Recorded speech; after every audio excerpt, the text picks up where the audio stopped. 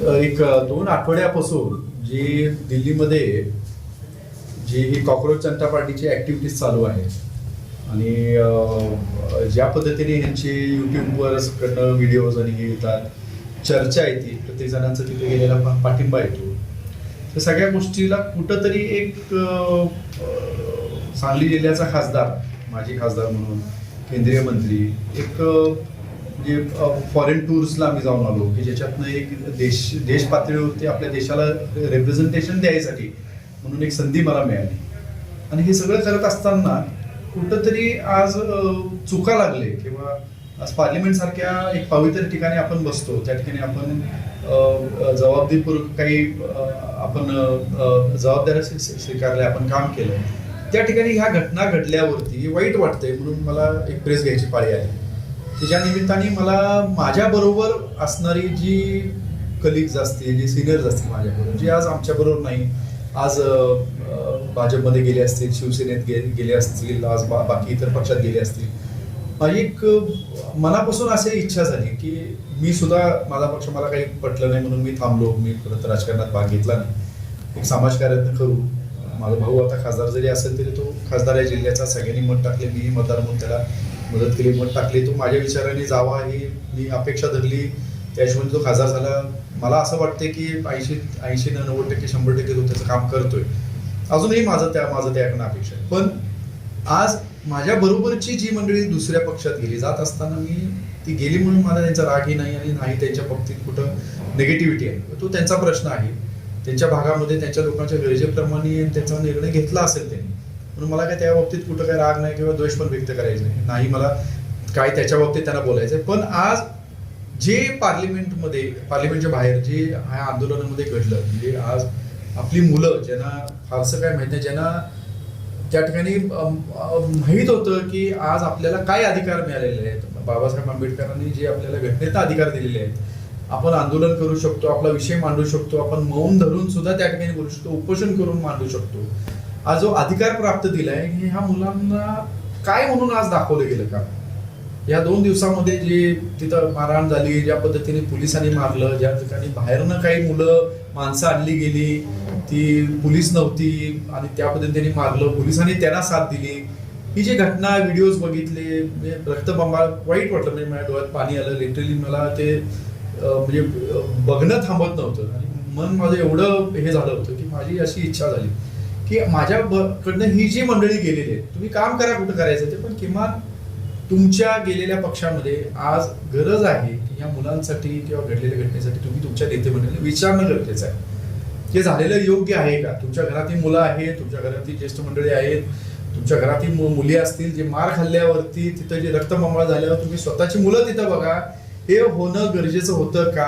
हे झालं, हे बरोबर आहे का?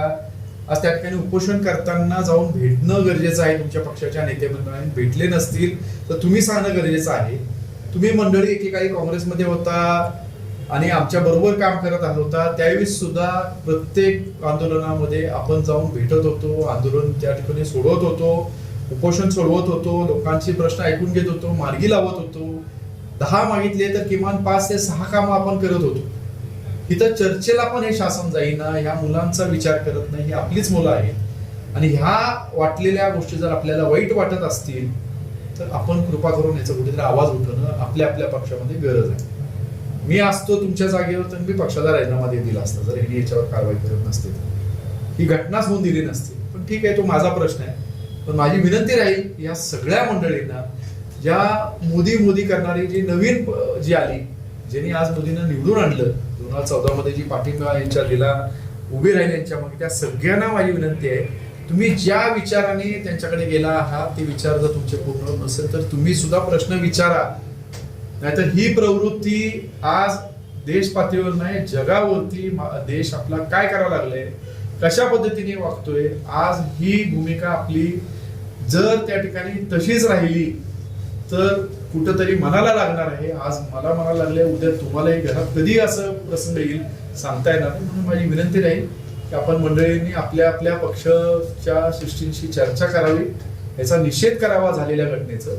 ज्यांच्यावरती हल्ले झाले असतील त्यांचे फोटो व्हिडिओ असतील त्यांच्यावर कारवाई उघडपणे करावी आणि यांच्या ज्या मागण्या असतील ते तुम्ही सोडवाव्या. मी कधीही त्यात फोर्स करणार नाही कसं सोडवा, पण बसायला पाहिजे, चर्चा करून यांचं उपोषण थांबवायला पाहिजे आणि ह्या मुलांना जाणीव करून द्यायला पाहिजे की काही जरी असेल तर संविधान जिवंत आहे आणि ह्यामध्ये तुम्ही सगळ्या नेते मंडळींनी पुढाकार घ्यावा ही माझी विनंती. कसं झालंय, काही आता मी थोडंसं राजकारणातून बाहेर असल्यामुळे काही गोष्टी मलाही त्या ठिकाणी जाणवतात की चुकीच्या काही गोष्टी करायला लागतात. पण आज मी राजकारण म्हणून या ठिकाणी ही प्रेस बोलवलेली नाही आणि आज कुणाच्या वरती घडलेल्या घटनेवर टीका करणं मला असं वाटतं की आता तर मला ते योग्य नाही. माझं एवढंच म्हणणं आहे की लोकशाही आहे, प्रत्येकाला बोलायची संधी आहे, म्हणून तर ते जजी बोलले त्याच्यावरती त्याला विरोध करायला तो म्हणजे दिपके पण बोलला, त्याच्यासाठी हे आंदोलनही उभा राहिलं. मग हे का राहिलं? कुठेतरी संविधान आहे म्हणूनच तर इथपर्यंत आलो आपण.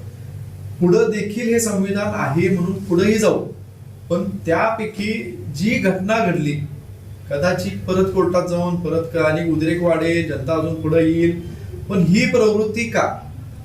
आणि आज नाही म्हणलं तरी आज भाजप जर विचार केला तर सगळ्यात जास्त भाजपमध्ये किमान मला महाराष्ट्राचं मी सांगू शकतो की सगळे आमचेच नेते मंडळी गेलेले आहेत.